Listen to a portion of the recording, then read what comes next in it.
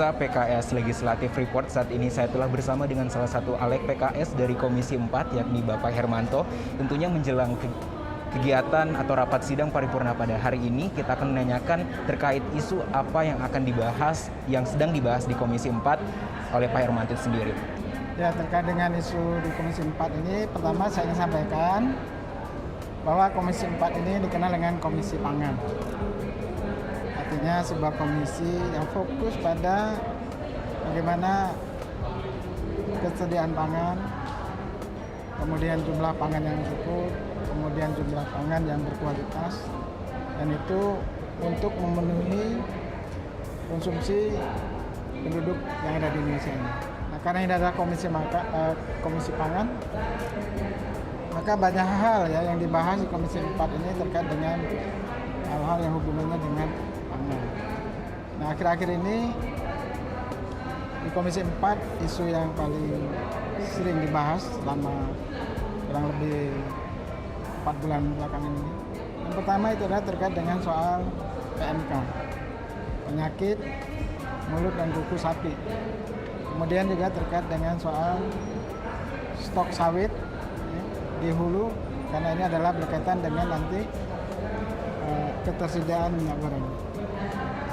Kemudian yang ketiga ini adalah kaitan dengan kita bagaimana menyambut Idul Adha dan jumlah sapinya harus bisa dipenuhi oleh pemerintah dalam rangka untuk masyarakat melakukan korban. Nah, tentunya ada isu lain ya terkait dengan soal kelautan, kehutanan dan lingkungan, yaitu soal kebakaran lahan, soal gambut, dan soal tambang dan lain sebagainya. Tapi dalam pembahasan di Komisi 4 belakangan ini yang lebih hangat itu adalah dua hal sebenarnya. Yang pertama adalah terkait dengan soal bagaimana kami Komisi 4 itu mendesak pemerintah supaya ketersediaan jumlah stok sawit untuk memenuhi kelangkaan minyak goreng itu harus tersedia sedemikian rupa. Baik. Kemudian yang kedua itu adalah terkait dengan soal harganya. Baik. Jadi kita lihat di lapangan, di satu sisi minyak goreng itu mengalami kenaikan, tapi di sisi lain bahan baku untuk minyak goreng ini malah justru harganya mengalami penurunan. Artinya ini ada gap. Nah, ini yang harusnya dicermati oleh pemerintah, bahwa gap ini bisa berdampak kepada petani sawit, pekebun sawit, yang selama ini sudah kerja keras, ya, kemudian harganya jatuh, tentu petani atau pekebun sawit ini tidak bersemangat lagi, dan ini juga nanti dampaknya kepada hilirnya juga. Jadi kita minta supaya pemerintah membenahi dari sisi harga sawit. Kemudian terkait dengan soal PMK, tentunya ini adalah kita sedang mencermati sebenarnya penyakit ini dari mana sih? Apakah dari luar ataukah dari dalam?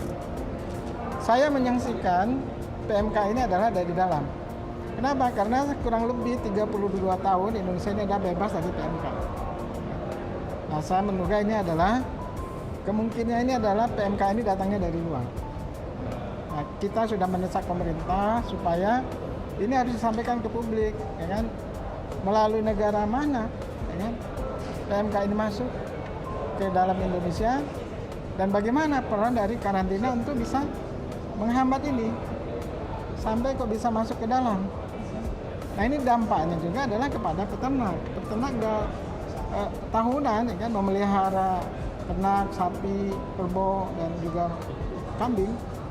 Tiba-tiba dengan datangnya penyakit ini yang agak terlambat diatasi, tentunya ini adalah merugikan peternak. Baik, ya. Pak. Nah, kemudian sisi lain kita adalah menghadapi Lebaran Idul Adha. Lebaran Idul Adha ini tentu untuk melakukan kurban ada syarat-syarat dari hewan ini supaya memenuhi syarat untuk disembelih jadi kambing kurban. Dan tentunya ini adalah kaitan dengan kesehatan hewan. Bila hewannya tidak sehat, ya tentu ini akan menjadi tidak diserap oleh masyarakat, dan itu adalah kerugian bagi peternak.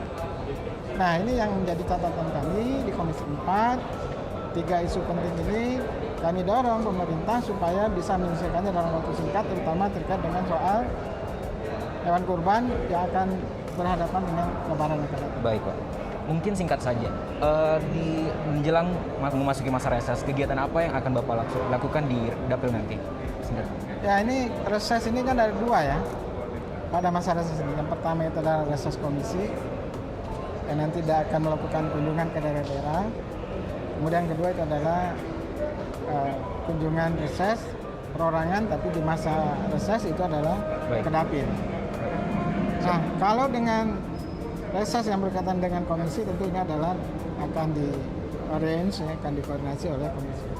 Baik, Dan baik. tentunya ini adalah lebih sifatnya pengawasan. Demikian juga reses perorangan di masa reses di dapil itu adalah kaitannya dengan nanti juga melakukan pengawasan, kunjungan ke daerah-daerah, kunjungan kepada instansi, kemudian kunjungan kepada masyarakat, kunjungan kepada kelompok-kelompok masyarakat yang menerima program, dan itu harus kita pastikan bahwa program itu bisa terlaksana dengan baik dan kita melakukan pengawasan di sana. Baik, terima kasih Pak Hermanto.